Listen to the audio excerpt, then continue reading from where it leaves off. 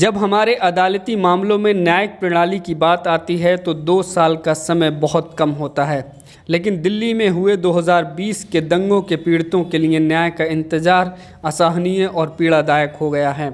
दिल्ली दंगों मामलों में सुनवाई की प्रतीक्षा में जेल में बंद सैकड़ों आरोपियों के जीवन के कीमती वर्ष पहले ही खो चुके हैं।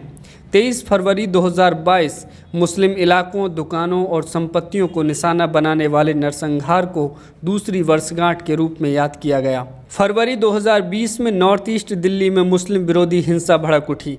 तत्कालीन अमेरिकी राष्ट्रपति ट्रंप के भारतीय दौरे के बाद तुरंत दिल्ली में दंगे शुरू हो गए थे, जिनमें 53 लोगों की मौत हो गई। मारे गए लोगों में लगभग 2 तिहाई मुस्लिम थे। केंद्रीय गृह मंत्रालय के नियंत्रण में आने वाली दिल्ली पुलिस उन मुस्लिम निवासियों की रक्षा करने में पूरी तरह नाकाम रही, जिन्हें भीड़ ने निशाना बनाया था। भाजपा नेता कपिल मिश्रा ने पहले ही पुलिस की मौजूदगी में हमले की धमकी दी थी। नागरिकता संशोधन अधिनियम के पारित होने के बाद दिल्ली में भेदभावपूर्ण कानून के खिलाफ भारी विरोध देखा गया। शाहीन बाग में बड़े स्तर पर विरोध प्रदर्शन हुआ, जिसको मुस्लिम महिलाओं ने लीड किया था। हमलावरों ने शांतिपूर्ण प्रदर्शनकारियों को हटा दिया और उस बहाने कई मुस्लिम दुकानों और घरों पर हमला किया गया। एक मस्जिद को निशाना बनाया गया था, जिसकी मीनार पर हिंदुत्ववादी तत्वों ने भगवा झंडा लहरा दिया था। जूरी ने कहा कि पुलिस द्वारा पीड़ितों और निर्दोष नागरिकों को बड़े पैमाने पर गिरफ्तारियों समेत विभिन्न तरीकों से परेशान करने, हिंसा भड़काने, भ्रष्टाचार और जबरन वसूली के प्रयासों में शामिल शक्तिशाली लोगों के खिलाफ कार्रवाई करने से इनकार करने के व्यापक उदाहरण हैं। पीपल्स ट्रिब्यूनल द्वारा गठित जूरी के निष्कर्ष 28 फरवरी को जारी किए गए थे। जूरी में पूर्व भारतीय राजदूत देब मुखर्जी, पूर्व गृह सचिव गोपाल पिल्लई, इतिहासकार मृदुला मुखर्जी, वरिष्ठ पत्रकार और शोधकर्ता पामेला फिलिपोस और योजना आयोग के पूर्व सदस्य लेखक सईदा हमीद शामिल थे। रिपोर्ट के विमोचन पर बोलते हुए राजदूत मुखर्जी ने कहा कि दिल्ली पुलिस ने दंगाइयों को दंगा जारी रखने की अनुमति दी।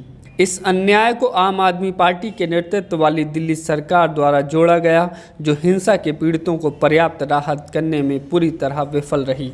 ये पिछले 2 सालों में दंगों से संबंधित मामलों की उत्पीड़न और निष्पक्ष जांच को रोकने में भी सक्षम नहीं है। वहीं शोधकर्ता पामेला फिलिपोज ने कहा, आत्मरक्षा के लिए लाठी रखने वाले लोगों को उठा लिया गया और दंगाइयों को बुलाया गया। हम में से सबसे अच्छे लोग जेलों में सड़ रहे हैं। नतीजे बताते हैं कि भारत के अन्य दंगों के विपरीत पूर्वोत्तर दिल्ली हिंसा में गोलियों से घायल लोगों की संख्या बहुत अधिक थी, जिससे आज भी कई लोग गंभीर रूप से घायल हो गए हैं। ट्रिब्यूनल ने उल्लेख किया कि हिंसा से बचे लोगों को प्रदान की जाने वाली अधिकांश कानूनी सहायता युवा और समुदाय आधारित वकीलों द्वारा की गई थी। सरकार ने उन्हें मुफ्त कानूनी सहायता प्रदान करने के लिए कुछ भी नहीं किया है। मुख्यधारा की मीडिया की आलोचना करते हुए लेखिका अरुंधति रॉय ने कहा कि वे सच्चाई की रिपोर्ट करने की जहमत नहीं उठाते। वे अब और नाटक नहीं कर रहे हैं। उमर खालिद, खालिद सैफी और कई युवा जेल में हैं। उन्होंने कहा, जबकि हमलों के दौरान अधिक मुस्लिम मारे गए, विडंबना ये है कि गैरकानूनी गतिविधि रोकथाम अधिनियम यानी UAPA के तहत अधिक मुसलमानों को ही गिरफ्तार किया गया है। कपिल मिश्रा खुलेआम घूम रहे हैं। Bureau report, national India news.